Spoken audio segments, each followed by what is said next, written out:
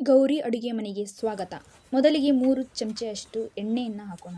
ಅಡುಗೆ ಎಣ್ಣೆನ ನಂತರ ಒಂದು ಈರುಳ್ಳಿ ಮತ್ತು 4 ಮೆಣಸಿನಕಾಯಿಯನ್ನು ಹಾಕೊಂಡು ಚೆನ್ನಾಗಿ ಫ್ರೈ ಮಾಡಬೇಕು. ಫ್ರೈ ಮಾಡ್ತಾ ನೆಕ್ಸ್ಟು ಒಂದು 5 ಎಗ್ಗನ್ನು ತೊಗೊಂಡಿದ್ದೀನಿ. ಎಗ್ಗನ್ನು ಫ್ರೈ ಮಾಡಬೇಕು. ಎಣ್ಣೆಯಲ್ಲಿ ಇಡಬೇಕು. ಅದನ್ನು ಚೆನ್ನಾಗಿ ಫ್ರೈ ಮಾಡಿದ ನಂತರ ಒಂದು ಸ್ವಲ್ಪ ಅನ್ನ ಹಾಕೊಂಡು ಅದೇ ರೈಸ್ ಹಾಕೊಂಡು ಚೆನ್ನಾಗಿ ಮಿಕ್ಸ್ ಮಾಡಬೇಕು. ಈಗ ಒಂದೊಂದು ಅಗುಳಿಗೆ ಎಗ್ಗನ್ನು ಇದು ಆಗಬೇಕು.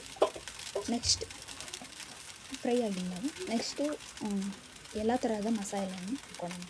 ಮಸಾಲೆ ಹಾಕ್ಕೊಂಡು ಚೆನ್ನಾಗಿ ಫ್ರೈ ಮಾಡಬೇಕು. ಫ್ರೈ ಮಾಡಿ ಮಿಕ್ಸ್ ಮಾಡ್ಕೊತ ಇರಬೇಕು. ಮಿಕ್ಸ್ ಮಾಡ್ಕೊಂಡ್ರೆ ಒಂದೊಂದು ಅಗುಳಿಗೂ ಆ ಮಸಾಲೆ ಮತ್ತು ಎಣ್ಣೆ ಎಗ್ ಇವೆಲ್ಲವೂ ಇದು ಆಗಬೇಕು. ನೆಕ್ಸ್ಟು ಸ್ವಲ್ಪ ಸಾಲ್ಟ್ ಹಾಕ್ಕೊಂಡು ರುಚಿಗೆ ತಕ್ಕಷ್ಟು ಉಪ್ಪು ಹಾಕ್ಕೊಂಡು ಮಿಕ್ಸ್ ಮಾಡ್ಕೊತ ಹೋಗಿ ಎಗ್ ರೈಸ್ ರೆಡಿ. ಸವಿರಿ. ರೆಡಿಯಾದಂತಹ ಎಗ್ ರೈಸ್ನ